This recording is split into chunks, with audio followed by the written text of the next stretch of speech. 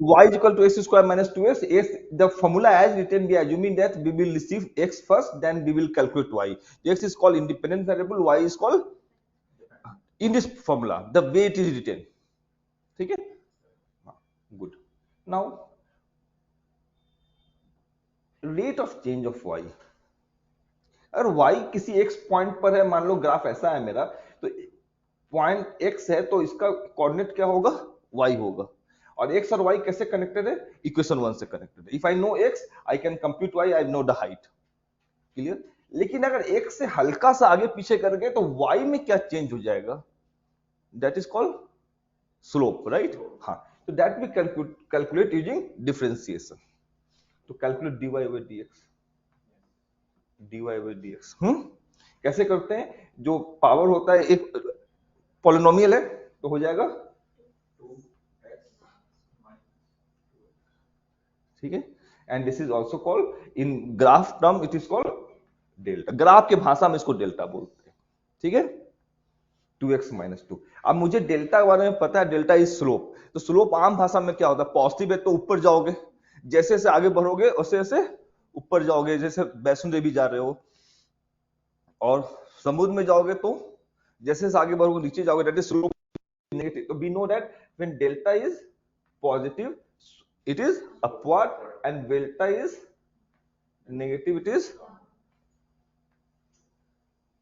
ये बताओ, मैं 3 पॉइंट लिख देता है, जो तुम फ्लाईओवर में चढ़ते हो इसी तरह होता है ना।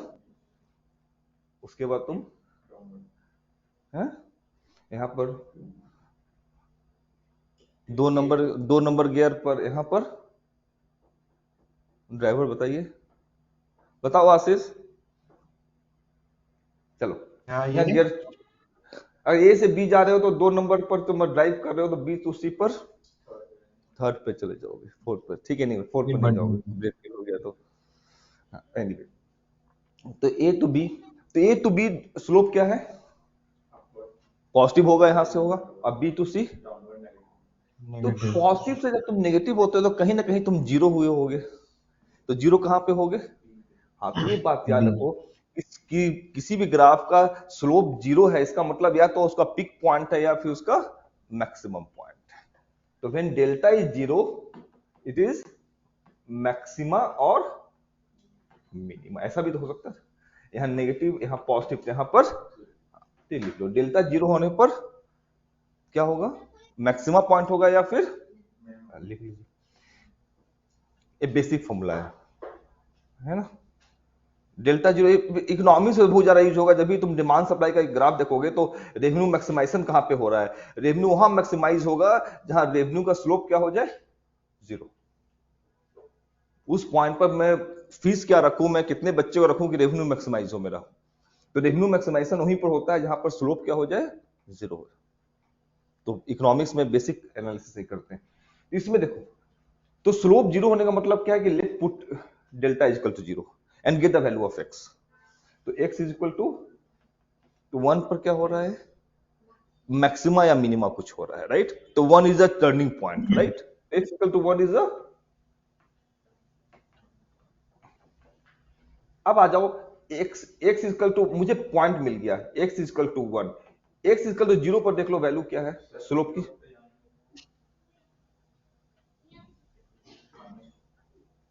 कम अगेन, 2x माइनस 2 को जीरो, स्लोप को जीरो कर दिया कि किस x पर जीरो होगा। तो मैंने क्या पढ़ा था कि इस रूममेट को उधर भेज दो, तो इस रूममेट को उधर जाएगा तो क्या बन के जाएगा, तो +2, और फिर 2 को उधर भेज दो तो डिवाइड होके जाएगा, तो 2/2 1 प्लस माइनस 2 क्यों होगा, क्लियर। तो x equal to 1, x equal to 0 पर देखो स्लोप क्या है, plug the value of 0 here, -2 का स्लोप है। और x इक्वल टू +2 में इस साइड स्लोप क्या है, अरे x इक्वल टू 1 पर 0, x इक्वल टू 1 से आगे चले जाओ तब, आप किसी को भी नंबर फिट करके देख लो, 2 फिट करके देख लो, पॉजिटिव हो जा रहा है, राइट, इधर, ठीक है। इसका मतलब यहां पर ग्राफ डाउनवर्ड स्लोपिंग में है, यहां पर मिनिमम हो रहा है और ऊपर अपवर्ड जा रहा है, तो graph is something this nature, right. समझ में आ गया logic.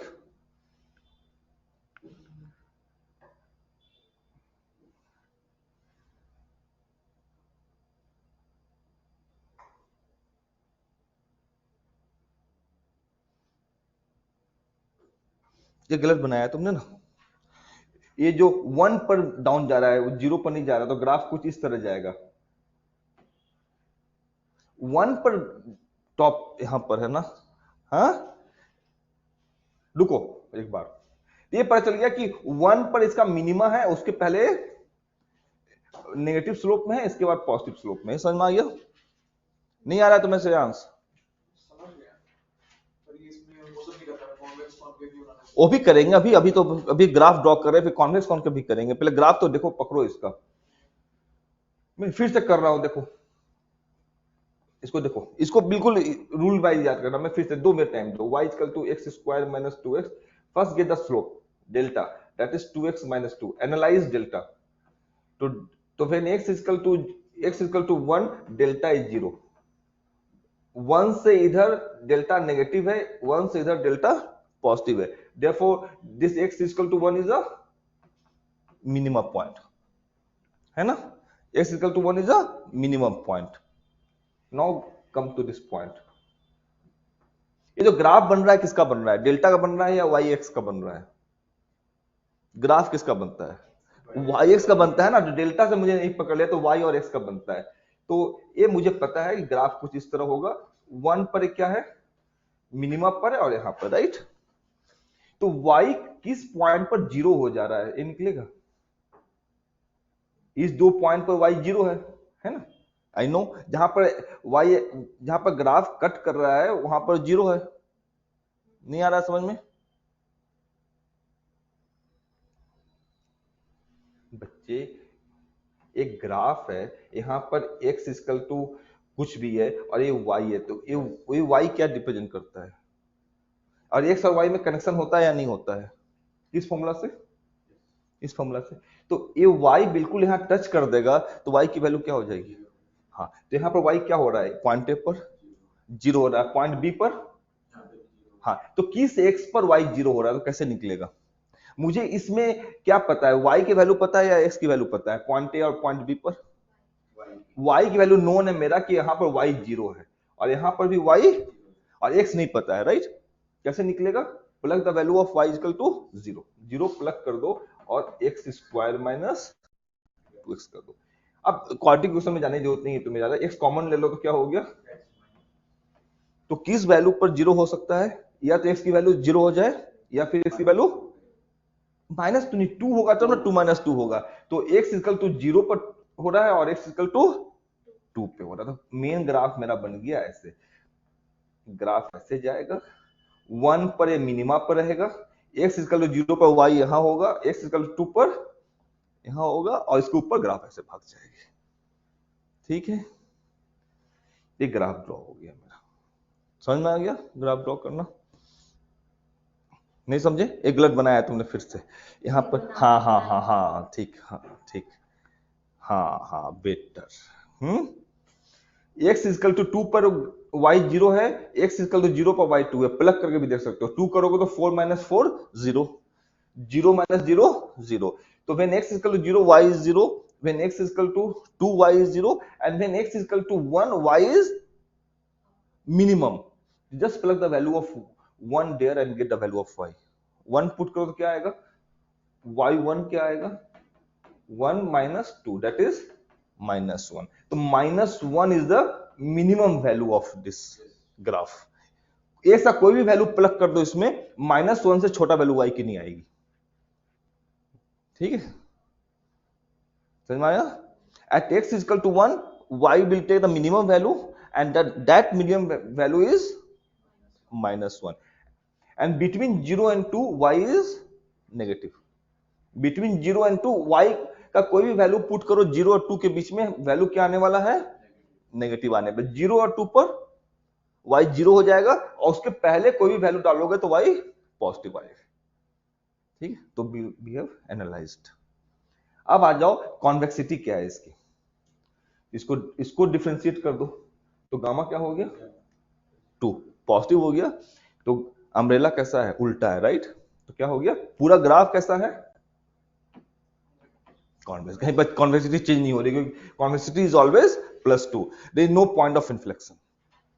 Entire graph is convex, entire graph is no convexity change. तो ये आप याद कर लो, this is typical of graph analysis. जहाँ पे वो नेगेटिव क्या है वहाँ पे कॉन्केव तो वो होगा ना, क्या जहाँ पे नेगेटिव में आया है वो, नेगेटिव आने से मतलब नहीं, ग्राफ का शेप कैसा है, नेगेटिव तो कैसे भी हो सकता है। देख रहे हो ना, पानी के अंदर तुम इस रॉड को डाल दो या पानी के अंदर इस रॉड को डाल दो, डालने से नेगेटिव तो हो रहा है, लेकिन शेप तो ये वाला कौन सा शेप है, कॉन्वेक्स शेप है ये वाला। कॉन्केव तो शेप कैसा है ये वाला, कॉन्वेक्स, कॉन्वेक्स शेप ही है ना। हाँ शेप कॉन्वेक्स ही है, राइट, पलट नहीं जा रहा। अगर ऐसा हो जाता ना, देखो तब बोलते कि कॉन्केव हो गया, कॉन्केव नहीं बन रहा है, राइट, समझ में आ रहा है। तो अब यहां से यहां तक गामा क्या हो जाता है, नेगेटिव हो जाता है, राइट, और यहां पर गामा पॉजिटिव पॉजिटिव, यहां पर ऐसा नहीं हो रहा है, इसलिए टोटल गामा पॉजिटिव है, शेप ही टोटल कॉन्वेक्स है। क्लियर हो गया लॉजिक कि डाउट है? ये अब वीडियो भी दे दूंगा, दोबारा देख लेना इसको।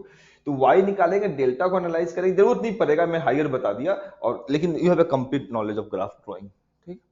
अब कॉम्प्लेक्स क्वेश्चंस आएंगे तो होगा इसी तरह, लाइक ठीक है, उसको उसका डेल्टा निकालना मुश्किल हो जाएगा, डेल्टा का में जीरो निकालना मुश्किल हो जाएगा, वो अलग बात हो सकती है, लेकिन कॉन्सेप्ट तो ही चलेगा, ठीक है। आ गया लॉजिक, डाउट? ठीक है, आइडिया ऑफ फाइनेंशियल मैथ, ठीक है। डेल्टा एक बार वीडियो और देख लेना, 2 बार तो दिमाग में सेट हो जाएगी बात, है ना, पक्का। हाँ 2 बार देख लो, शुरू में नहीं होता, कोई भी लैंग्वेज भी सीख रहे हो तो ये क्या है कि इसके रिपीटेशन जब होती है ना, हाँ तब वो ज्यादा क्लैरिफाई होता है। जैसे कल आपकी वीडियो थी, जब मैंने जाके घर पे फिर से उसको रिमाइंड किया तो ज्यादा अंडरस्टैंडिंग जो है फिर यहाँ पर आप पैसिव स्टेट में रहते हैं, मैं कभी कुछ बोल रहा हूँ कभी कुछ बोला, तो आप मेरे साथ मैच नहीं कर सकते, वहां पर अपना एक स्टाइल डेवलप करते हैं समझने का, समझ में आ रहा है ना। आपने पंजाबी मुझे सिखा दिया तो मैं नहीं समझूंगा, फिर अपना एक स्टाइल डेवलप कर लूंगा अकेले में, तो काम सारा अकेले वाला है सारा, ठीक है, अपना एक स्टाइल डेवलप हो जाता है। फिर चले आगे, चलिए यहां से हम आगे अगली बात करेंगे, आप लोग थ्योरी पढ़ लेते हैं, ठीक। लिखिए रिस्क मैनेजमेंट, ठीक, लिखिए, ये पोर्टफोलियो का पार्ट है, लेकिन ठीक है, बेसिकली माइंडसेट डेवलप हो जाएगा, ठीक है। ये बुक 1, हाँ हाँ ये हमारा था जो पेंडिंग था ना, रिस्क मैनेजमेंट, बुक 1 आपके लिए है, हमारे लिए बुक 5 है, ठीक। ठीक है, आपको नहीं, आपसे रिस्क मैनेजमेंट करके याद रखो, ठीक। Theory, what is theory, anything written in words is theory, right, anything written in word is theory, history is a theory, history is not a theory. इसको यहाँ रख दो आराम से, कोई नहीं, हाँ ठीक, हाँ। तो क्रिमिनल माइंडसेट वाले को ना तुम सिर्फ बैग रखोगे, लगेगा इसमें कुछ वैल्यूबल से, हाँ बिल्कुल उसी तरह माइंडसेट लाना है, भले वो गलत हो जाए मेरा थ्योरी, राइट। हाँ थ्योरी किसको बोलते हैं, ये बहुत इंपॉर्टेंट बात है, आप एजुकेटेड पर्सन है, you must know what is theory, what is principle, what is hypothesis. लिखिए पहले समझिए, ऐसा वर्ड आएगा, ऐसा नहीं है कि मैं तुम्हें कुछ नॉलेज इंपार्ट कर रहा हूँ, हाँ रील्स की तरह कि नई बार लोगों ने 2 मिलियन सब्सक्राइबर, ठीक है, मैं नई बार बता दिया। लिखो हाइपोथेसिस, ये भी वर्ड आएगा, थ्योरी, प्रिंसिपल एंड पॉलिसी, ये 4 बार रिपीटेड यूज होगा पूरे फाइनेंस में, आपको पता होना चाहिए कौन सा वर्ड कब यूज करना है। Hypothesis is something that you से विदाउट एनी जस्टिफाइबल प्रूफ, कि पंजाबी डरते नहीं है, जो स्टेटमेंट मैंने दिया तो क्या है, हाइपोथेसिस है, क्या है, hypothesis, something you claim without justification, क्यों नहीं भाई, क्यों नहीं डरते हैं, ऐसा थोड़े कि पूरा पंजाब में 2 करोड़ की आबादी है, कोई डरता ही नहीं है, हाँ, this is called hypothesis, right, कि इंडियंस आर ऑनेस्ट, बिल्कुल वो हाइपोथेसिस ब्रेक कर जाएगा, 2 मिनट में 200 दिया तो मैंने रखी, ठीक। तो claim without is called hypo, and we will test की बात सही है कि नहीं, बात अलग है, ठीक है। क्या प्रिडिक्शन मैंने अनुमान लगाना कैसा होगा, ये तो मैंने बोल दिया कि हो रहा है, प्रिडिक्शन इज समथिंग उससे कि पास कर जाओगे, अब मैं पास हो गया तो हाइपोथेसिस हो गई ना। प्रिडिक्शन मींस समथिंग यू से on for something future event, उसको प्रिडिक्शन बोलते हैं ना। हाइपोथेसिस सभी को लिखते हैं, हम एक प्रोजेक्ट से पहले एक हाइपोथेसिस बनाते हैं कि वो सच हुआ कि नहीं, तो क्लेम पहले कर दिया ना। प्रिडिक्शन में तुम थोड़ा सा ये रहते हो कि चांस है कि प्रिडिक्ट कर रहा हूं कि ऐसा। हाइपोथेसिस ऑलरेडी से कि इट इज देयर, ठीक है। मैं बोलूं ना कि I feel that Punjabis are honest, then is a forecast, then we will test. यहां पर क्लेम दोनों में अलग है। Forecasting is something different and hypothesis you are already made a claim is something different, right.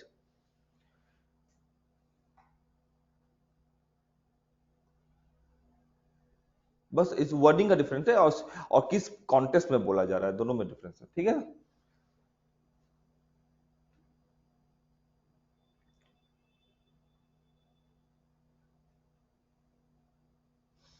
तुमने एग्जाम फीस पे कर दिया सीएफए का, तो क्या है, हाइपोथेसिस है या फोरकास्टिंग है? वो हाइपोथेसिस है कि इस एजम्पशन पर कि वी विल पास। अच्छा वैसे हाँ, and what is the chance that we will pass, that is prediction, forecasting, right. तो हाइपोथेसिस इज सिचुएशनल बात करो, claim without justification. There are 50,000 star in skies, क्या है, hypothesis, it is a hypothesis, right. Theory, मैं बताऊं theory, और फिर principal आ जाएगा। थ्योरी देखो मैं अपनी कहानी से बताता हूं, ठीक। थ्योरी क्या होता है, समथिंग रिटन इन इंग्लिश। हाँ, इसमें कुछ लिखा नहीं, मैं थ्योरी बताता हूँ। History is not a theory, ठीक है। History is a story of irrational person, ठीक है, इरेशनल पर्सन की स्टोरी है। तो थ्योरी में बताता हूँ तुम्हें। जिस चीज को तुम बार बार देखो ना तुम्हें अच्छा लगने लगता है ना। तुम्हें अपना घर अच्छा लगता है, अपना डाइनिंग टेबल बहुत अच्छा लगता है। रतन टाटा आएगा तो बहुत कटसी में खाएगा तुम्हारे घर में, उसको लगेगा कितना डर्टी, ठीक है, तो उसको, लेकिन तुम्हें अपना घर अच्छा लगता है, ठीक। चलो थ्योरी देखते हैं, कौन सा एग्जाम्पल नहीं याद रहेगा तुम्हें, ठीक है। तो ठीक है, सबको अपना बच्चा सुंदर लगता है। मेरी मम्मी बोलती तुम बहुत बदसूरत हो। मुझे लगा मम्मी को जब मैं बदसूरत लगता हूँ तो दुनिया वालों को क्या लगूंगा, ठीक है। मुझे बहुत दुख हुआ। तो इसका रीजन क्या है कि कोई ज्यादा सुंदर है, मैं बदसूरत हूँ, कोई ज्यादा अमीर है, मैं हूं। तो थ्योरी होता है कि वाइड फिनोमेना को तीन चार एजम्पशन और तीन चार बातों से एक्सप्लेन कर दो, that concept is called theory. When you explain wide phenomena, कि मैं सुंदर भी नहीं हूं, पैसे भी नहीं है, मैं पढ़ने में भी तेज नहीं हूं, ब्रेन भी अच्छा नहीं है, सब कुछ खराब है मेरा, बहुत सारा फिनोमेना दिख गया, मम्मी को भी मैं सुंदर नहीं लगता है, तो बहुत बड़ा बात है। Explain wide phenomena with the help of few assumption, with the help of few assumption, gross explaining, the word is gross explain, मोटा मोटा explain कर दे। gross explanation of wide phenomena with the help of 2 or 3 assumption is called a theory। Example क्या, theory बताओ, भैया मैं सुंदर क्यों नहीं हूं, तो आ गया थ्योरी ऑफ कर्मा, कि पिछले जन्म में तुमने खराब काम किए थे इसलिए ऐसा, तो थ्योरी ऑफ कर्मा आ गया।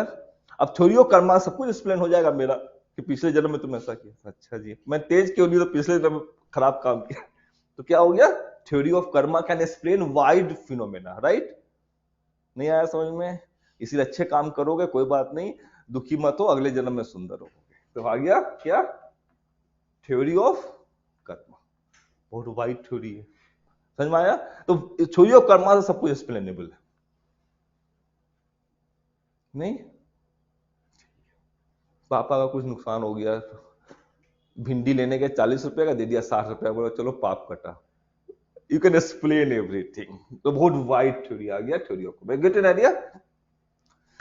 तो with the help of 2 or 3 things if I can explain a wide phenomena, it is called theory. आ गया समझ में लॉजिक। उसे रिस्क का थ्योरी होगा, रिस्क तो बहुत वाइड होता है, तो 4-5 बातें से मैक्सिमम एक्सप्लेन कर देगा। वो बात समझ लिया तो मैं वाइड वैरायटी ऑफ रिस्क को एक्सप्लेन कर दूंगा।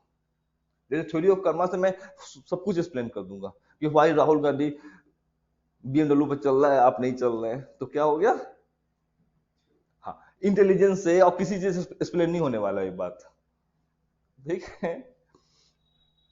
Principal, Refined theory is called principle, which is applicable in most of the case. Refined theory, theory को तुमने रिफाइन कर लिया, मैथमेटिक्स कर दिया उसके साथ, तो आर्किमिडीज प्रिंसिपल हो गया कि पानी में डालोगे बॉयंसी आएगी and the ship will float, right, most of the case. तो क्या हो गया, refined theory is called principle. Refined theory is called तो refined theory, theory of karma refine नहीं है, बहुत केसेस में नहीं भी वैलिड है, कोई ऐसा नहीं है, ठीक है. तो कर्मा क्या है, नहीं ग्रॉस एक्सप्लेनेशन है, ग्रॉस का कंप्लीट पर्सन एक्सप्लेनेशन नहीं है.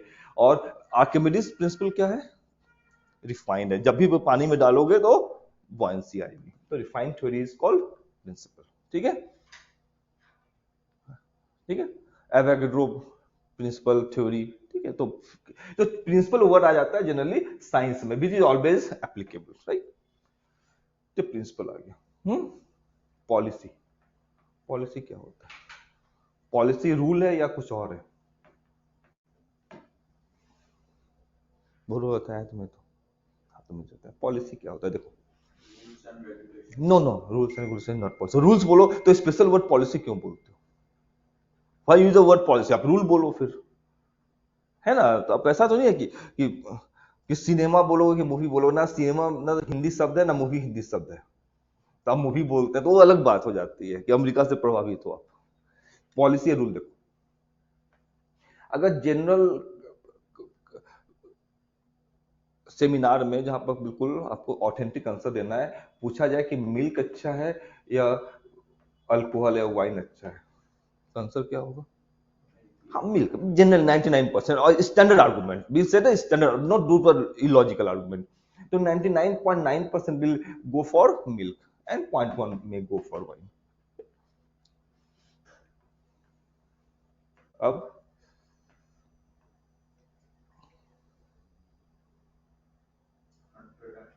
100 नहीं होगा, 100 कहां से हो जाएगा, 100 लोग नहीं खाते, राहुल नहीं खाता होगा. हाँ देखो, यहीं पर डिफरेंस आ गया. तो लेट्स से 60-40, ऑल वर्ल्ड में 60 और 40 स्प्लिट हो जाएगा, राइट. एक कॉन्टिजियस इशू है, आप जल्दी बोलते नहीं उसके बारे में, राइट. तो थोड़ा सा 60%.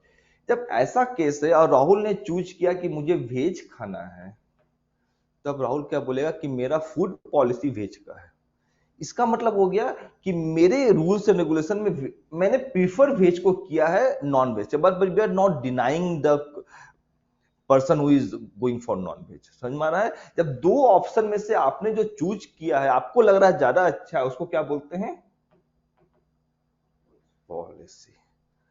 एथनिक वियर, वेस्टर्न वियर, ठीक है. तो किसी लड़की ने अगर एथनिक वियर चूज किया तो क्या बोलेगी कि मेरा क्या है वो, हाँ मैं मना नहीं करते कि जो वेस्टर्न पहनते हैं खराब होते हैं, लेकिन I feel for me is when you say it's a policy, you are not denying the concept. The second option is not good, but for me I opt for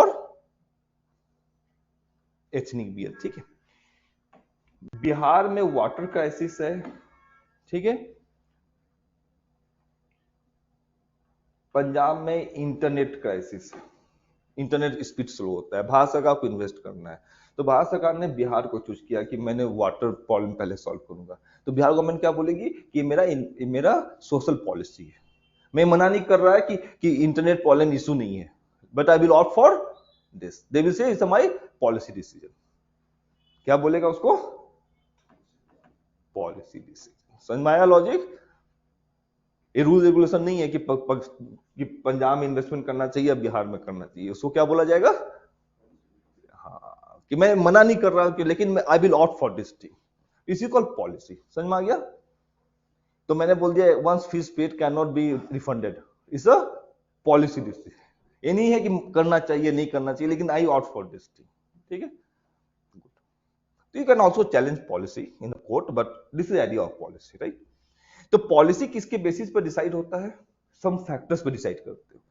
तो राहुल ने वेज क्यों decide किया, क्या factor था कि इसके family में लोग नहीं खाते थे, बचपन से नहीं खाया, तो after that he realised that part. तो policy depends upon other factors, है ना कि नहीं. It depends upon factors.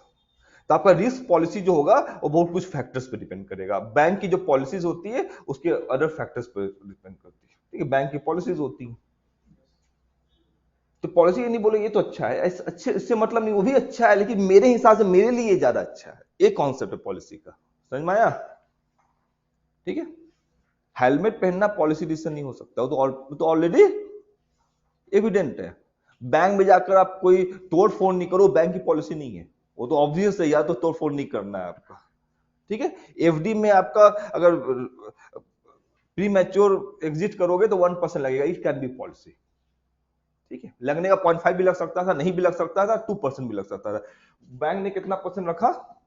1%, तो 1% इज अ पॉलिसी, ठीक है। There's idea. So there are hypotheses. This is theory. Theory is the gross explanation of wide phenomena with the help of 2 or 3 assumptions. 2 और 3 assumptions बनाकर अगर मैंने explain कर दिया उसको क्या बोलेंगे? Theory. ठीक है। और principle refined theory जो most of the time applicable हो जाता है, scientific and policy you understand, right? The 3 or 4. History repeats itself. ये क्या है? हाँ, good. It's a hypothesis. Most times it is valid, sometimes may not be valid. It's a hypothesis, right? Clear हो गया?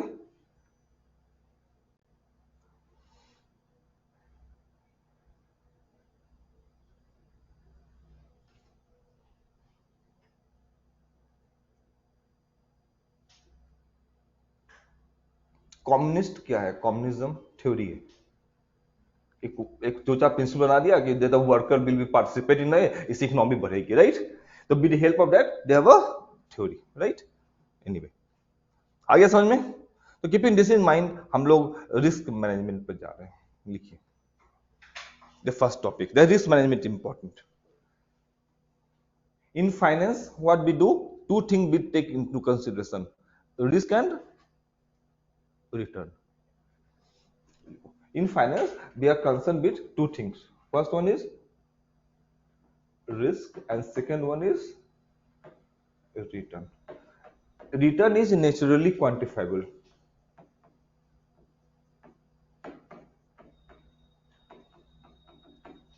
Natural quantification समझ रहे हो? The height. Your height is naturally quantifiable. Risk is not quantifiable naturally. Like your intelligence.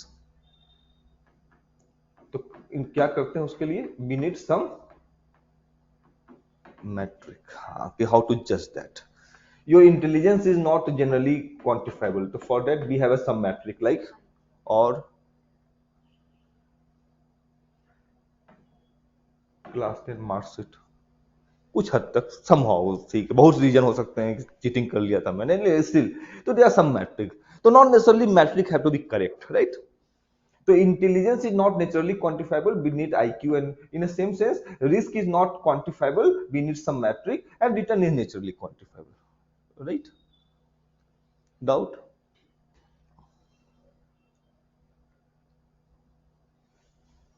अगले बार return पे आएंगे, ठीक? जो रिटर्न चैप्टर बचा हुआ इसको कर दे थोड़ी, ये क्लियर हो गया? तो what is the first we will learn कि what is the basic meaning of what is the basic definition of meaning of risk, the way what is intelligence, intelligence किसको बोलते हैं? छोटा बच्चा पूछेगा, आप तो समझ रहे हैं कि इंटेलिजेंस, इंटेलिजेंस किसको बोलते हैं? तुम इंटेलिजेंट हो, इसका क्या मतलब है? बोलो। आईक्यू तो नहीं बोलेंगे। Ability to assess. Thank you. How quickly you assess the information, that is called intelligence. ठीक है? नहीं, जैसे how quickly you assess something, the processing of brain is called intelligence. How quickly you process some information or some type of signal, it is called intelligence, right? Clear the logic? Intelligence is something that, और information का use करना या नहीं करना है, that is called moral, ठीक है, तो विवेक की बात आ जाती है कि नहीं करना चाहिए anyway। तो उसी तरह रिस्क का क्या डिफिनेशन है? Risk means, in general risk means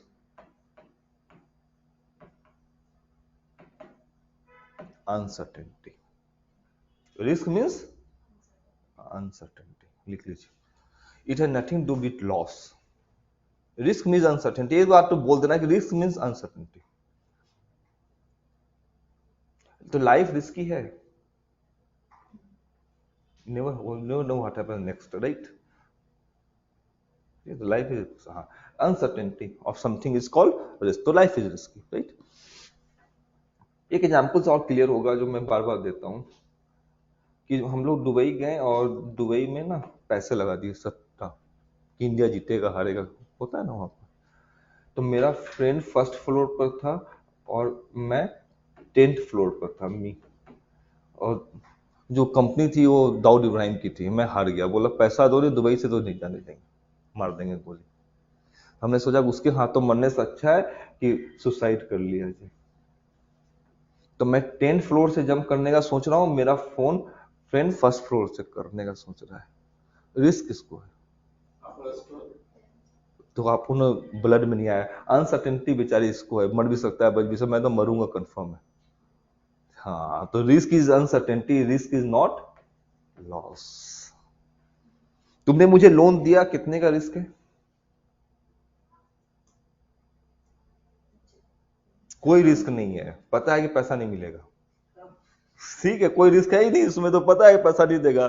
तुमने फ्रेंड को दोगे तो रिस्क है, दे भी सकती है नहीं भी दे सकती, मैं तो नहीं देता। जैसे दिया उसी दिन तुम्हारा व्हाट्सएप में डीपी बंद, ठीक है। तो risk is uncertainty, risk is not loss. ये क्लियर हो गया दो इंफॉर्मेशन से? लॉस नहीं है, अगर लॉस हो गया तो लॉस, रिस्क इज अनसर्टेनिटी, ठीक। अनसर्टेनिटी, तो अनसर्टेनिटी को कैसे कैप्चर करेंगे, ठीक है? How will capture uncertainty? तो first concept is probability of loss. What is chance that he will lose? तो probability of loss is your uncertainty. First metric is probability of loss. और probability of loss वो नहीं करते हैं, किसी को loan दिया है उसने पैसा नहीं दिया, उसको क्या बोलते हैं? डिफॉल्ट। इसको क्या बोल देंगे और सॉरी फाइन भाषा में? POD, probability of default.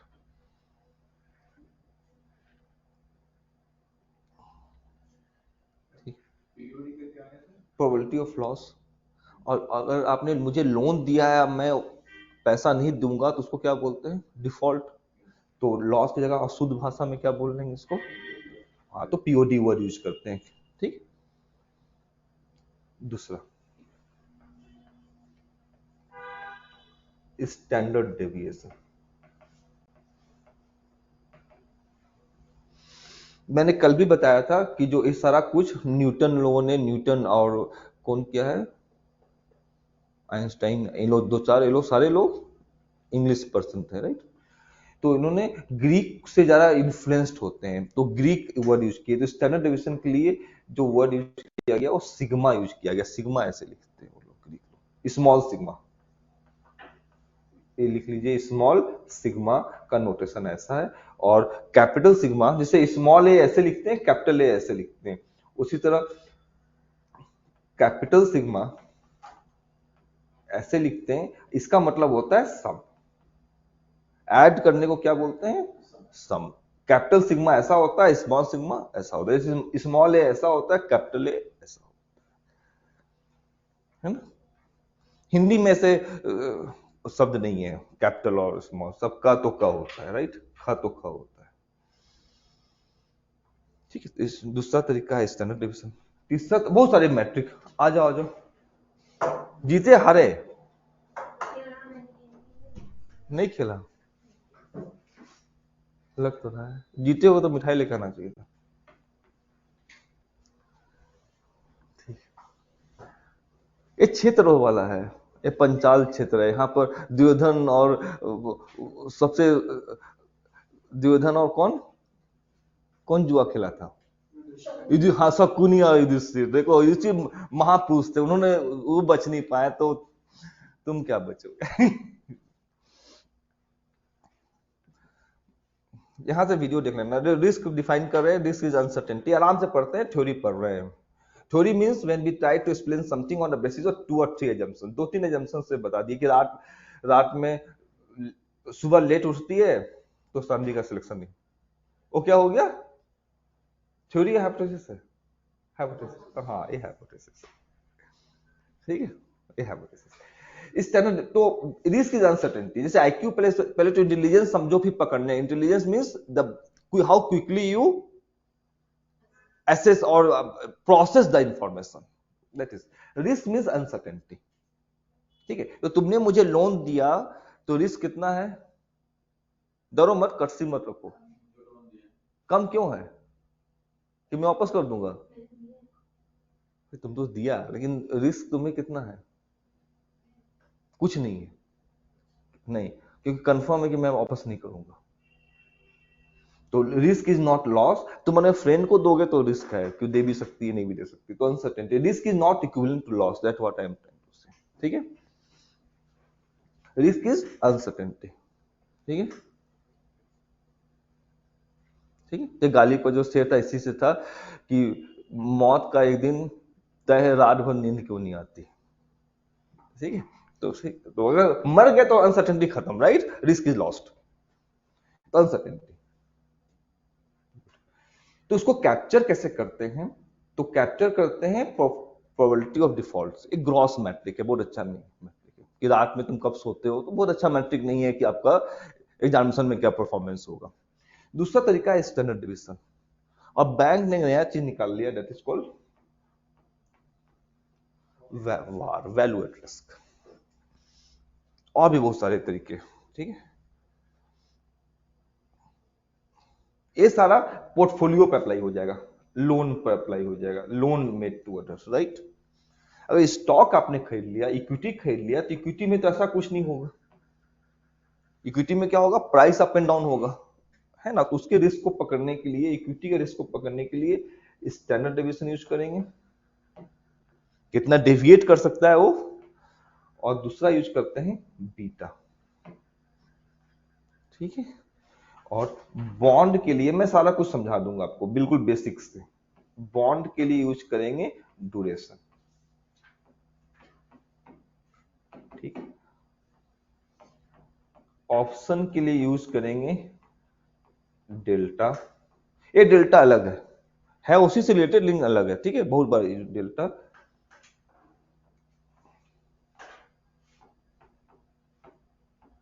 All Greek, तो ग्रीक मैट्रिक यूज करते हैं ऑप्शन के लिए, ठीक है। और फिर जैसे जैसे आएगा तो हम लोग पढ़ते जाएंगे, लेकिन मैंने मोटा मोटा सारा कुछ यहां लिख दिया, स्कैटर्ड मिलेगा आपको बुक्स में, ठीक है। मैंने सारा कुछ एक जगह लिख दिया, राइट, लिख लो, बिल्कुल मैं आपका माइंडसेट क्रिएट करवा रहा हूं, ठीक है।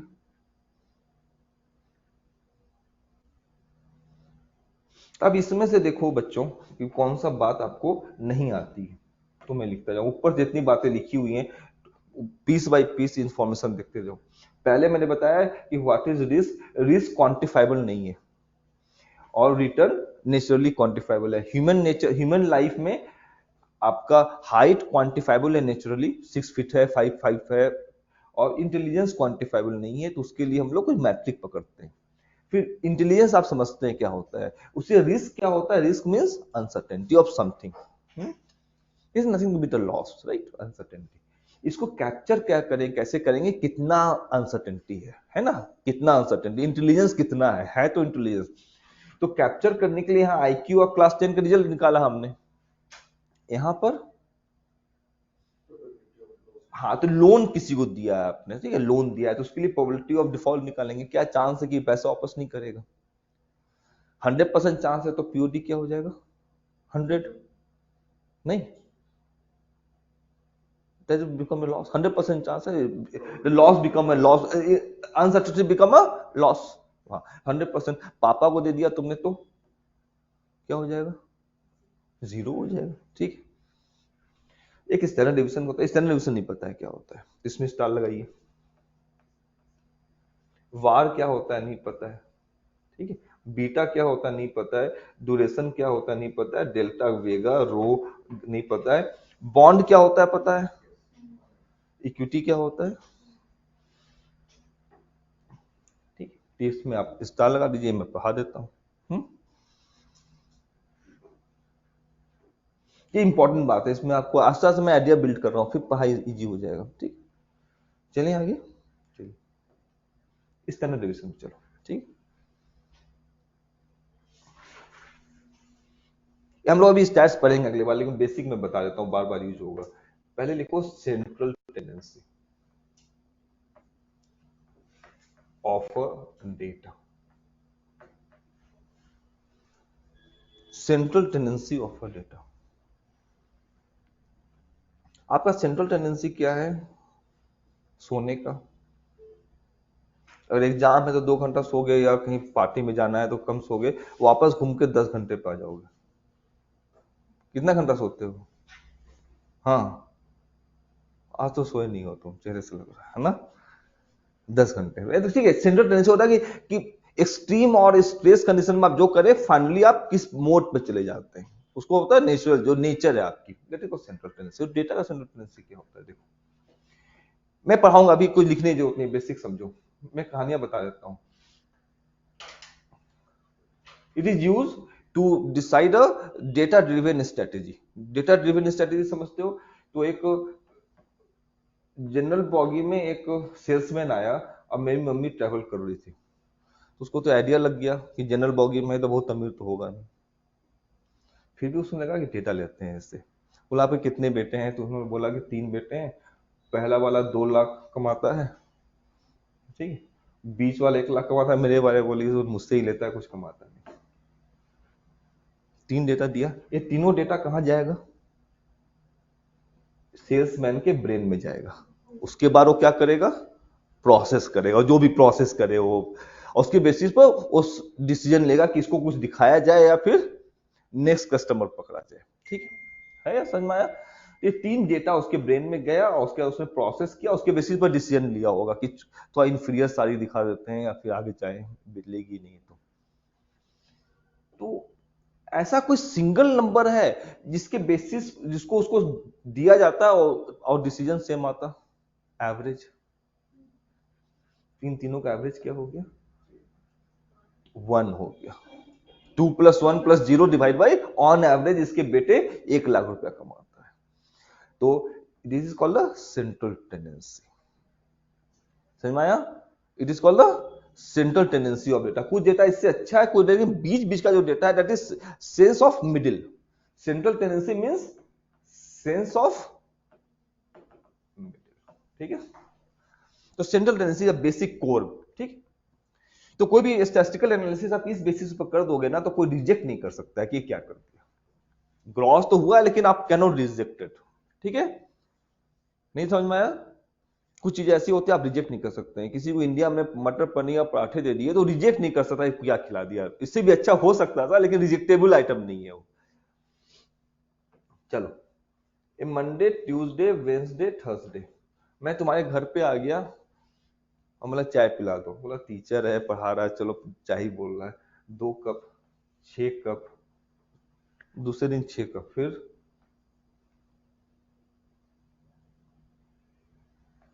8 कप। बोले हद हो गई है तो, ठीक है। तुम्हें मेरे बारे में कोई इंफॉर्मेशन नहीं, तो डेटा कैसा है? रैंडम है या डिटर्मिनिस्टिक है? हाँ, रैंडम डेटा है या डिटर्मिनिस्टिक है? What is the meaning of random data? ये भी बहुत बार आएगा कि रैंडम, रैंडम वर्ड किसको बोलते हैं? क्या? नहीं, जिसका पैटर्न नहीं हो।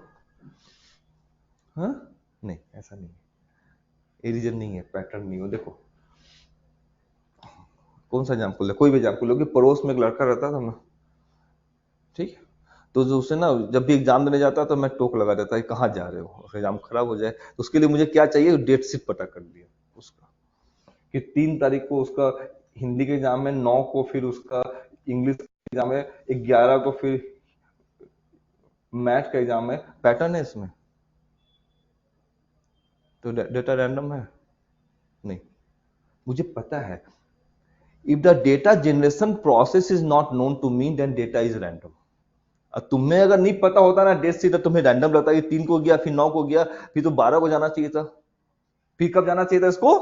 12 को जाना चाहिए। 3 का पैटर्न 11 को चला गया। तो डेटा का अगर पैटर्न, डेटा जनरेट कैसे हो रहा है, if that's a deterministic, if the process is not known to, then it's a random। ठीक है, तो data is random when how it is generating it is not known to you। अगर rules पता चल गया ना कि y is equal to 2s के रूल पर डेटा जनरेट हो रहा है, तो रैंडम नहीं है। रूल नहीं पता है तो डेटा क्या हो गया? रैंडम हो गया। समझ में आया? तो गूगल में तुम देखोगे ना, कभी किसी को मेल करते हो बहुत बड़ा सा एक स्ट्रिंग जनरेट हो जाता है। ठीक है, देखोगे कि वो उसको क्या कर रहा होता है? इनक्रिप्ट कर रहा होता है, क्रिप्टोग्राफी कर रहा होता है। लेकिन जिसने बनाया है उसको तो पता है कि क्या है। आपके लिए वो क्या हो गया? रैंडम हो गया। ठीक है, एनीवे, तो ये डेटा तुम्हारे लिए क्या है? ठीक है, और जो मेरा क्लोज फ्रेंड है उसको पता है कि हाँ टेंशन हुआ था कम, अगले दिन टेंशन नहीं होगी तो नहीं कम चाय पिएगा, उसके लिए डेटा रैंडम नहीं है। अब फ्राइडे को तुम्हारी मम्मी ने बोला कि महाबेवकूफ टीचर है, कहाँ ज्वाइन कर लिया सानवी तुमने, तो तुम्हें पूछा कितना चाय का मैं मैनेज करके रखूं, तो क्या आंसर दोगे? Average. The average is the best forecast that available to you. It is called forecasting, right? Central tendency data का निकाल लो। डेटा का सेंट्रल टेंडेंसी कैसे निकलेगा? इन सब का एवरेज कितना होगा? 2 + 6 + 4 + 8 डिवाइड बाई कितना हो गया? 20/4 क्या हो गया? तो मम्मी बोलोगे 5 कप के आसपास। कितना? हाँ, तो this 5 is called expected value. तो सेंट्रल टेंडेंसी का एक नाम और क्या हो गया? Expected value. तो E ऑफ x कितना हो गया? 5। ए से लिख लो, this is called expected value of data. ठीक है, फाइनेंस में कोई रैंडम डेटा बताओ।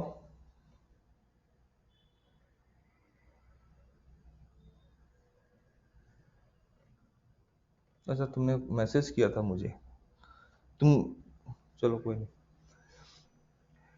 फाइनेंस में कोई रैंडम डेटा बताओ। स्टॉक रिटर्न, हाँ 2% आया, कभी 6% आया, कभी 4, कभी 8, तो तुम कितने पर एक्सपेक्टेशन रखोगे? 5 का। इसके बेसिस पर तुम अपना डिसीजन मेकिंग करोगे कि 100 रुपए लगा रही हूं तो 105 हो जाएगा, अब सोच लो क्या करना है इसमें। आ गया? तो दिस इज सेंट्रल टेंडेंसी। तो when data is random in nature, the best available mathematical tool is your average, which is also called central tendency of the data, which is also called the expected value of the data. There are 3 words: average, central tendency, and third one is expected value. तीनों एक ही बात है। Central tendency is more core to mathematicians and expected value is more core to traders. Traders word use करेगा, जो trading कर रहा है, जो बायर्स है, वो एक्सपेक्टेड वैल्यू यूज करेगा, और सेंट्रल टेंडेंसी मैथमेटिशियन यूज करेगा, और मीन कौन यूज करेगा? स्टैटिस्टिशियन यूज करेगा। ठीक है, तो अलग अलग लैंग्वेज है। तो मीन वर्ड कौन, उतना डिटेल में नहीं जाओ, तो मीन स्टैट्स वाला यूज करेगा, right? They will use the word mean median, जो स्टैट्स वाले होंगे, राइट?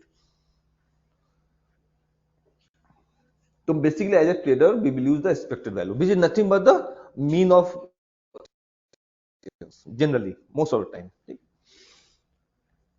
तो तुम्हें लगता है कि एग्जैक्टली मैं 5 कप चाय पीऊंगा तुम्हारे घर आकर फ्राइडे को, या थोड़ा सा डेविएट कर सकता हूँ?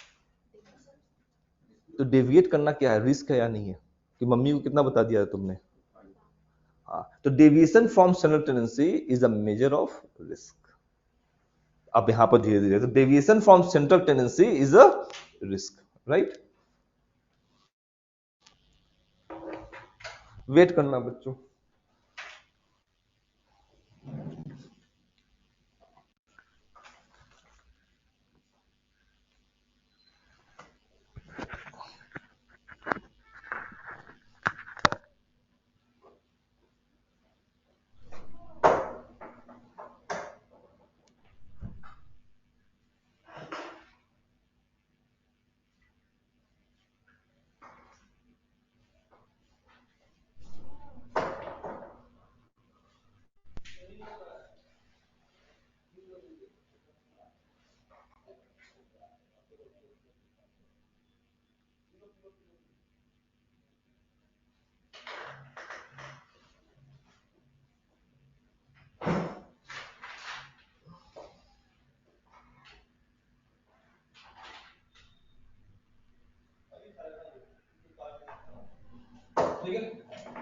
गर्ल्स के लिए मेरे दो ही हैं लोग, उसको दे रहा हूं तो रखियो, खा लो, किसी को खाना है तुम उसको दे दो, उसको भूख लग रहा है, इसको इसको इस लड़के को, दोनों खा लो तुम, एनर्जी जनरेट होगा। ठीक,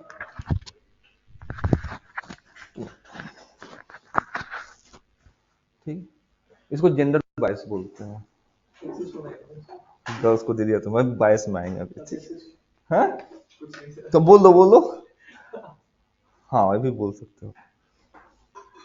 चलो बच्चा, आवाज आ रही है भाई आशीष कि नहीं आ रही है, कि वो चले हाँ गए हाँ थे? आ रही है। अरे इधर ही हूँ मैं। तुम खाना नहीं बना रहे हो आशीष?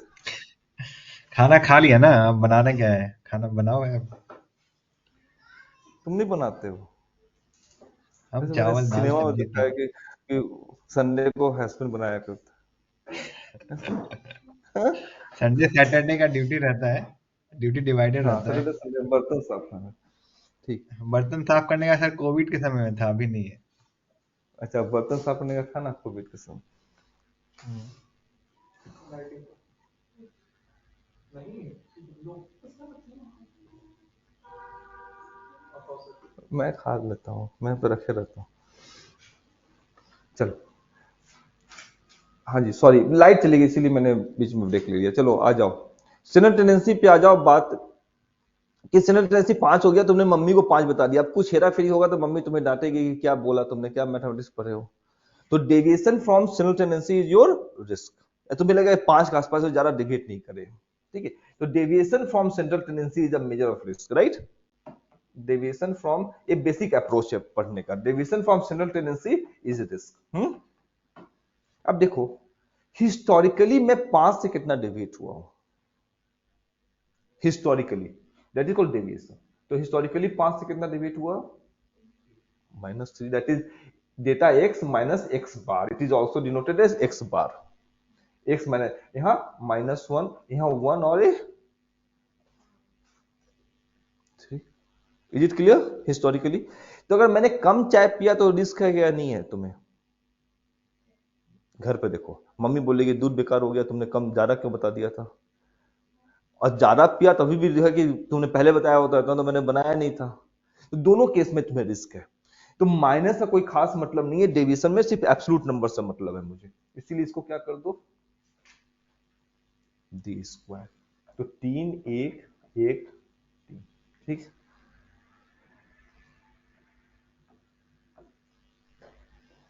स्क्वायर कर दिया, राइट? आया समझ में कि नहीं आया? माइनस को एलिमिनेट करने का मैथ में तरीका है कि क्या कर दो, उसको स्क्वायर कर दो। तो नेक्स्ट डे का डेटा क्या होगा, फ्राइडे का? जैसे यहाँ पर 9 हो गया, यहाँ पे 1 हो गया, यहाँ 1 हो गया, यहाँ 9 हो गया, तो यहाँ क्या होगा? देखो, इसका एवरेज होगा, ये भी तो डेटा ही है ना। जैसे ये डेटा है, जैसे चाय पीना डेटा है, उसी तरह डी स्क्वायर भी क्या है? डेटा है। तो यहाँ का निकल जाएगा, तो इस that is called summation of x minus x bar का square divide by n। Division square का summation divide by that is 5। ये किसका एवरेज निकल गया? डी स्क्वायर का। किसका एवरेज है? तो डी क्या हो जाएगा? Root of 5, right? That is around 2.3। तो पता चल गया कि फ्राइडे को मैं इतना से डिवीट हुआ था, तीसरा कितना से डिवीट होगा? 2.3, दैट इज स्टैंडर्ड डिवीजन। इसमें साइन क्या हो गया है पता नहीं, क्योंकि हमने स्क्वायर कर दिया था, इसीलिए हमारा जो फॉर्मूला हो जाएगा central tendency plus minus sigma, that is 5 plus minus 2.3। तो 2.3 is a measure of risk. 2 cup मोटा मोटा आगे पीछे हो सकता है, ठीक है? हम लोग डिटेल में इसको और पढ़ेंगे, लेकिन I am giving you the idea of standard division. Take the square of the division, get the value. The average of d square is called var, var, variance. Average of d square is equal to Variance is called variance, and square root of variance is standard deviation. ठीक है, इसको note कर लीजिए, हम will come to stats next class, लेकिन यहां पर मैंने इंट्रोड्यूस कर दिया। आ गया सानवी की डाउट है?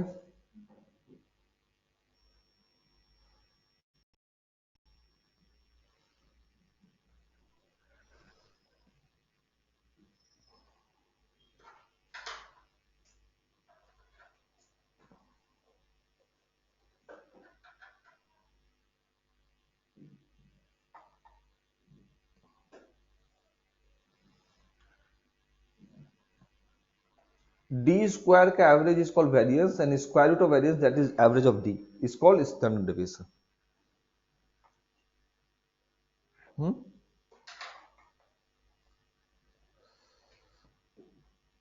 डाउट? एक क्वेश्चन स्टैंडर्ड डेविएशन निकाल लो, डेटा मैं देता हूं तुम्हें, ठीक है। माइनस, चलो माइनस वाला नहीं लेते, ये रिटर्न है 6%, देन 1%, देन 0%। तुम्हें एस्टिमेट करना है कि नेक्स्ट ईयर का रिटर्न क्या होगा, नेक्स्ट ईयर रिटर्न, ये पिछले 3 इयर्स का रिटर्न है स्टॉक का।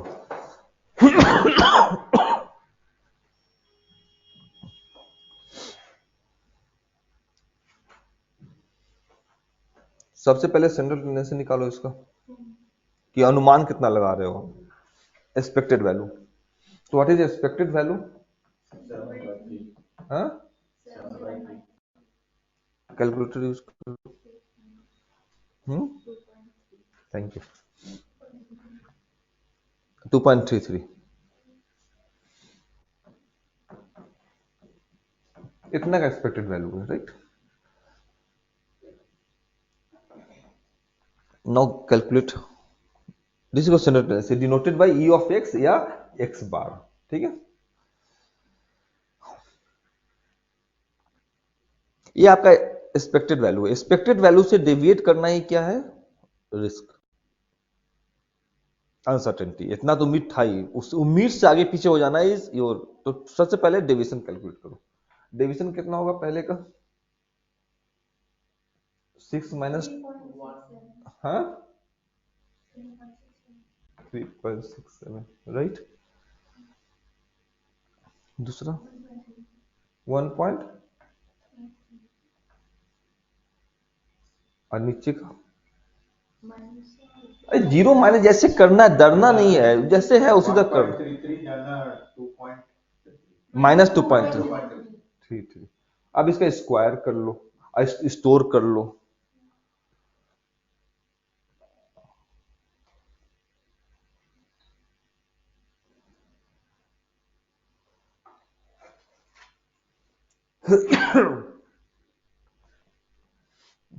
स्क्वायर कर लो 3.67 स्क्वायर।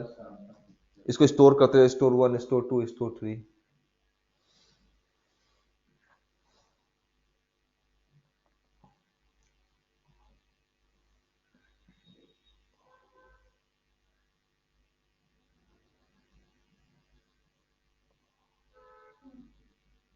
सबको स्टोर कर लिया। अब सबको रिकॉल करके क्या करोगे? वेरिएंस का क्या होता है?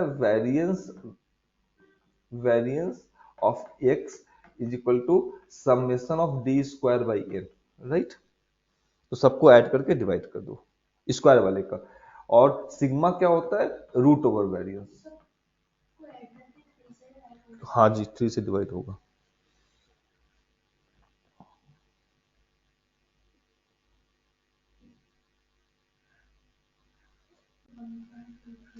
ये वाला 1 पॉइंट,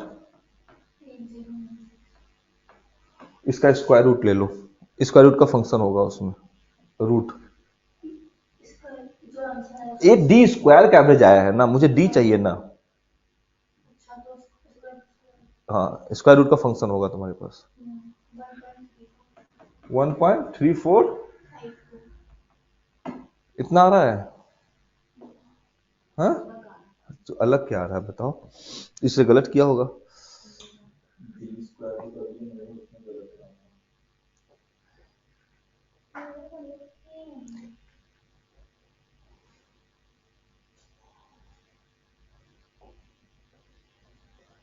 कैसे कर रहे हो तुम?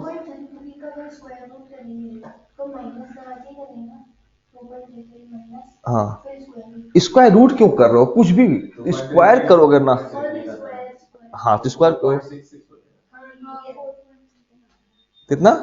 4.88 आएगा यहाँ पर हाँ वही एवरेज जो रहेगी वेरिएंस की। हाँ, डेविएशन का एवरेज जो रहेगा, डेविएशन स्क्वायर का एवरेज डेविएशन स्क्वायर का एवरेज रहेगा 4.8867। कितना आ रहा है? 6.8 आ रहा है मेरा 6.8889 and 2.6247. हाँ भाई हाँ। 6.889 इसका 2.6247. 2 पॉइंट 6247. ठीक मेरे को मेरा गलत है कि मैं सोच रहा हूँ मेरा गलत आ रहा है इसी तरह होता है। हाँ इसी तरह होता है लोगों का। हाँ।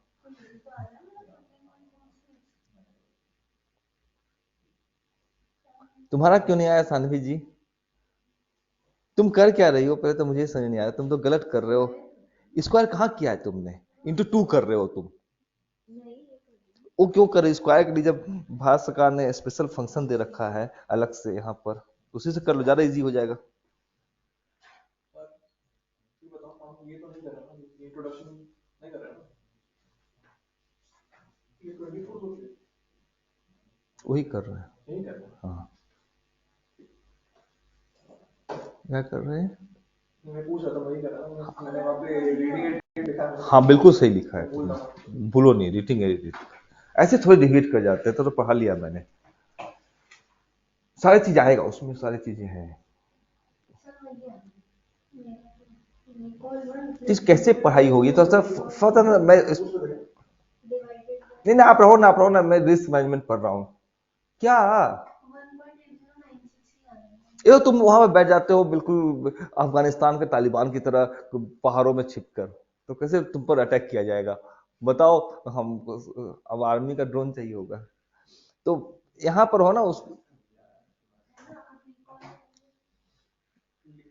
स्टोरी करो ना सब इतना बता दिया है कि एग्जाम में तुम्हें लग्जरी ऑफ टाइम नहीं रहेगा। हाँ यहाँ आ जाओ आप। हाँ आप आ जाओ। हाँ थोड़ा सा सानवी थोड़ा सा हट जाओ, थोड़ा सा इधर, थोड़ा गिराना मत मोबाइल, अपना मोबाइल हाथ पे रखो। हाँ आप बैठ जाओ, आप आशीष बैठे रहो यहाँ पर, ठीक है? तो ये तो होना ही था तुम्हारे साथ। और iPhone 15 लेगा उसका इसी तरह खराब है सब कुछ। मुझे क्या देखना है पहले तुम देखो, 3.67 निकल गया।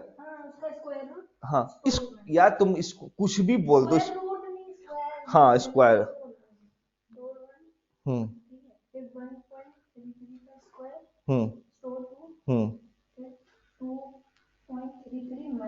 माइनस लगाने की जरूरत नहीं, स्क्वायर करोगे वन ही हो जाएगा। ठीक है एनीवे। हाँ हाँ हम्म क्यों क्यों डिवाइडेड बाय 3 इक्वल टू कौन करेगा? हाँ recall 1 plus recall 2 plus recall 3 equal to 1 होगा। 13 में से तुम 6 जोड़ोगे तभी 1 होगा। तो कुछ भी रिकॉल 1 करो ना फिर से, plus recall 2 plus recall 3 is equal to और डिवाइड बाई 3।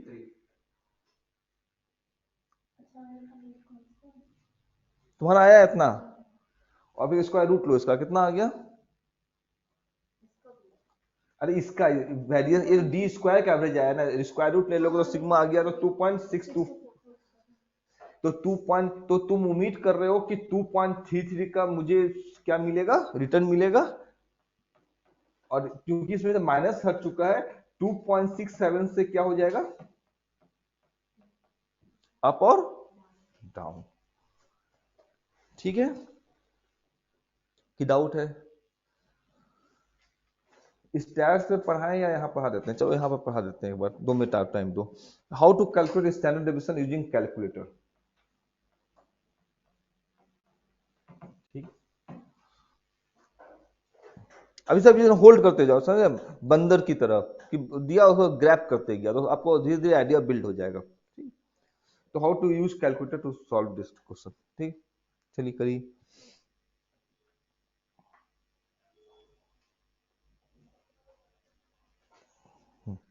स्टेप याद रखो, देखो कि स्टैट्स कहां पर है फंक्शन कैलकुलेटर में, तो कैलकुलेटर को अपने आप एक्सप्लोर करना सीखो। स्टैट्स कहां लिखा हुआ है, किस की के ऊपर लिखा हुआ है? प्राइमरी की में तो है नहीं, और डेटा किस में लिखा हुआ है? तो डेटा पहले फीड होगा तो 7 में, उस डेटा में कैसे जाएंगे? हाँ सेकेंड से, तो अपना सीखो, सेकेंड 7 से चले गए, डेटा फीड करना शुरू करो। 6 डेटा में जाना है हमें, तो सेकेंड और 7 से जाएंगे। अब फर्स्ट डेटा फीड करो, कितना है, तो 6 लिखो और एंटर प्रेस करो। अब डाउन एरो से पहले 6 डेटा डेटा दिया, उसके बाद एंटर प्रेस किया, फिर डाउन एरो जाओ। क्यों देख रहे हो मुझे? हाँ, डाउन एरो क्या आ रहा है, 1 नहीं है, पूरा पढ़ो, उधर देखो कि किसका 1 वैल्यू है। वाई डेटा काम ही नहीं करना, मुझे सिंगल डेटा पर काम करना है, सिर्फ एक्स डेटा पर काम करना है, तो उसको छोड़ दो, नीचे चले जाओ, एक ही डेटा पर काम करना है ना। अरे एक ही डेटा का एनालिसिस कर रहे हैं ना, सिर्फ डेटा एक्स का, तो वाई डेटा छोड़ दो, तो डाउन एरो चले जाओ, डाउन एरो करो, ठीक है। 2 डेटा एक साथ एनालिसिस होता है, मेरे पास एक ही डेटा का एनालिसिस, सेकंड डेटा फिट करो, सेकंड डेटा क्या है इसमें, हाँ तो 1 फिट करो।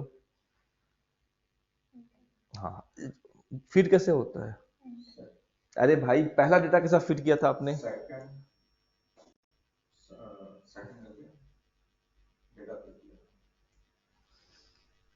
सेकेंड 7 से हम लोग डेटा वाले घर में चले गए, उसके बाद अब बार बार घर में नहीं जाना, घर के अंदर ही है ना। तो पहला डेटा था x01, उसमें 6 लिखा और एंटर प्रेस करके डेटा फीड कर दिया। फिर डाउन एरो गए तो बोला कि दूसरे फ्रेंड भी लाए हो, तुम अकेली गई हो इस बार, तो y01 को क्या कर दो, स्किप कर दो। अब आ गया x02, x02 में कितना फीड करेंगे, 1 एंटर डाउन एरो, ठीक है। तो फिर क्या आगे बढ़ो, हाँ तीनों डेटा फिट हो गया, सबका फिट हो गया, तुम्हारा ही फिट हो गया जसपाल, क्या नहीं फिट हुआ बोलो। तुम अपने घर में 2 बार जाओगे, फिर घर में अंदर चलेगा, फिर बाहर आओगे, फिर अंदर जाओगे, एक बार अंदर चलेगा तो अंदर का काम शुरू करो। अब सेकेंड 7 से हम लोग अंदर चले गए, अब डेटा फिट करो उसमें, बता दो उसके पास। अपने x1 का किया ना 6 y1 है, x2 फिर करो, हाँ। ये एरोस यूज करो, एरो से नीचे जाओ, x2 पे उस पे 1, समझ रहे हो जसपाल, हाँ डाउन एरो से नीचे जाते जाओ, डेटा फिट करते रहो। सेकेंड 7 से एक बार डेटा के घर में जाएंगे, ठीक है। तीनों डेटा फिट हो गया, आप एरो से देख लो कि मैंने ठीक फिट किया है कि नहीं, ऊपर जाके अप एरो से डेटा फिट है, हो गया।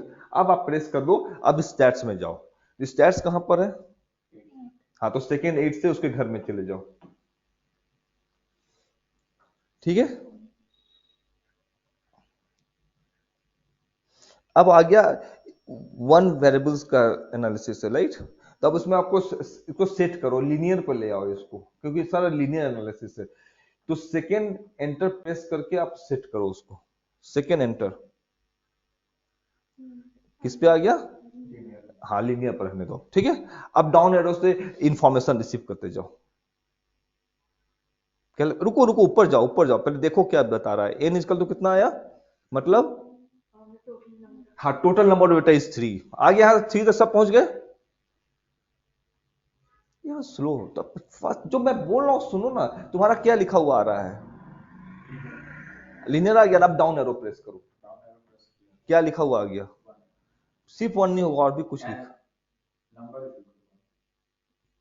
तुमने क्या फिट करवाया है, 1 ही डेटा फिट है उसका, डेटा देखो, ठीक है। एन इक्वल टू 1 हो गया, राइट। डाउन एरो जाओ,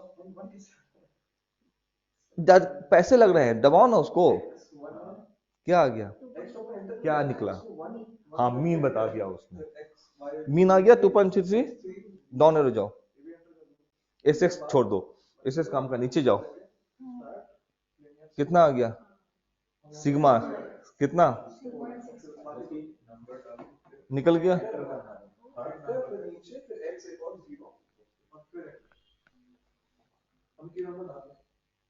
ठीक है जी। अब डाउन एरो जाते जाओ, तीनों डेटा ले लो आप, सेकेंड सेट से जाओ, क्या दिखा रहा है, वहां पर नहीं जी यार, आंसर आ गया आप जो कह रहे हो वो तो ठीक है। पहले सेकेंड 8 पे जाओ, हाँ अब इसमें सेकेंड सेट करो, सेकेंड सेट, सेकेंड कहाँ है, हाँ आ गया। अब डाउन एरो जाना शुरू करो, आ गया सबका, सैंपल क्या है, कोई बात नहीं, लीनियर बनाने दो। वन वेरिएबल का एनालिसिस ऐसे भी था वो, ठीक है। टू वेरिएबल्स में लीनियर का इंपॉर्टेंस हो जाता है, कोई बात नहीं। आगे समझ में करना आपका आ गया जसपाल के नहीं आया? करा दो ना यार, तुम जाकर करा दो, उधर चले जाओ। हाँ उधर चलो, उधर ही बैठ जाओ, चलो उधर ही बैठ जाओ ना। डन।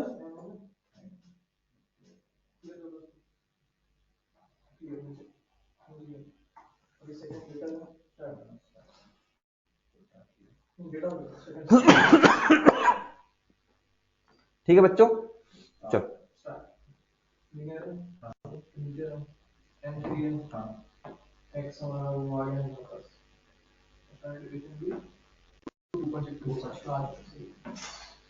ठीक है डन।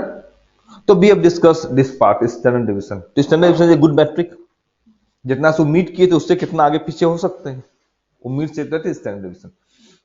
अब आता वार, किसके स्टेप्स लिखा? नहीं ऐसे नहीं होता, अब यार ऐसे तो पढ़ाई नहीं होगी। कौन सा स्टेप्स लिखवा दो?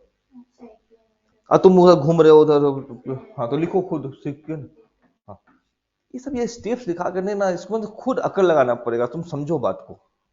मैं लिखा दूंगा तो फिर दूसरे वाला कोचिंग वाला हो गया। आप अपने पर रिलाई करो, थोड़ा सा अपने पर, इतना देख लिया तो रिलाई करो, ठीक है? करो एक बार फिर से बोलो, तुम खुद बोलो।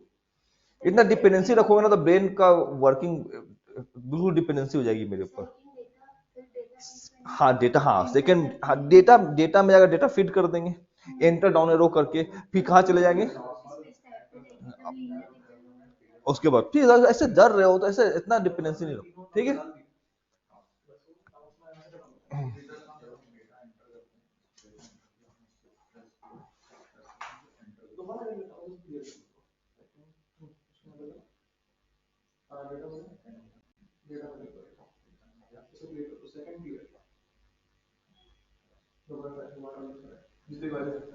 सिक्स वन में जो था, ठीक है।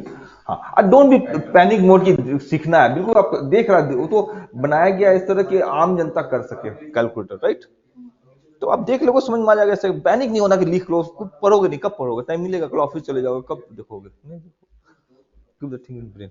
मेरे पास कोई कागज किताब है, देखते हो? मैं 8 सब्जेक्ट पढ़ा रहा हूँ, कुछ भी नहीं होगा। कुछ भी है, कुछ भी नहीं है, देखो ना, खाली हाथ रहता हूँ कि कर लेंगे, इस उम्मीद पर हो थोड़ा।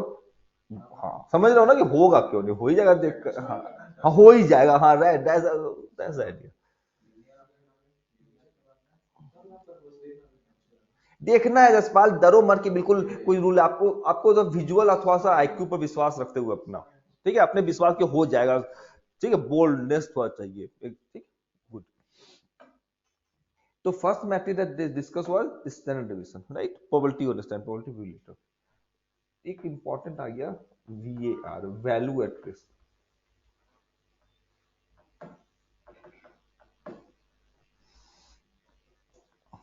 क्या आ गया? Value at risk. इसको मैं लिखा देता हूं,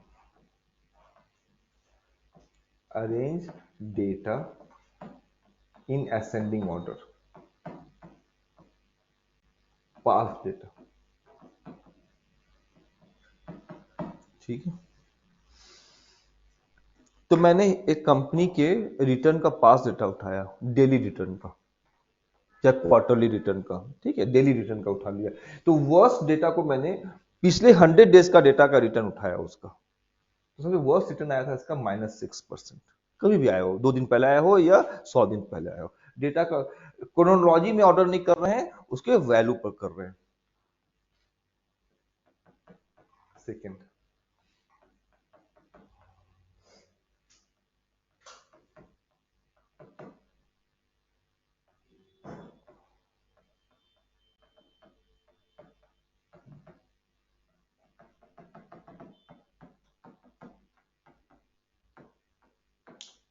कितना डेटा ले लिया हमने? रैंडम नंबर लिया है, ठीक है? कोई मीनिंग नहीं है। Worst to best 100 data previous 100 days का।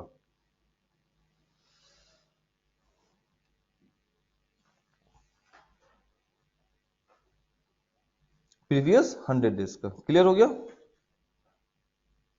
कि डाउट है? अब क्या करो, यहां पे एक लाइन ड्रॉ कर दो और एज्यूम करो कि history will repeat itself, history repeats, right? तो क्या चांस है कि लेफ्ट साइड से रिटर्न आएगा या राइट साइड से आएगा? लेफ्ट साइड से रिटर्न आने का चांस कितना है? दो पार्टीशन कर दिया डेटा का, एक यहां पर रखा और एक यहां पर रखा।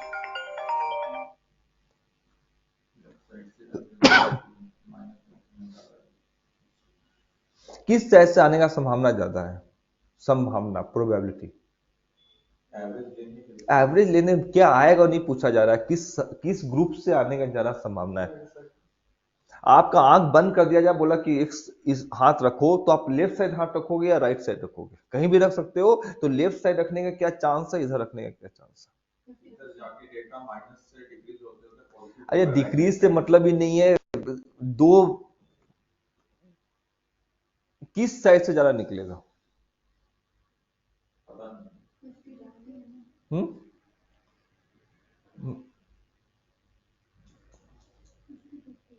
50-50। अगर तुम्हें रोड पर भेजा जाए, आप किसी भी बंदे का हाथ पकड़ लो, क्या चांस है कि वो तुम्हारे पापा है? हाँ, 50-50 चांस है। पता ही नहीं। हाँ, तो क्यों नहीं है? क्यों नहीं है? मान लेते हैं इधर तुम्हारे फैमिली वाले हैं, इधर आउटसाइडर है, तो अगर तुमने रैंडमली हाथ रखा तो क्या चांस है कि फैमिली वाले को पिक करोगे? इधर कितने लोग हैं? सिर्फ 5, 1 2 3 4 5 है। इधर कितना है? 95 है।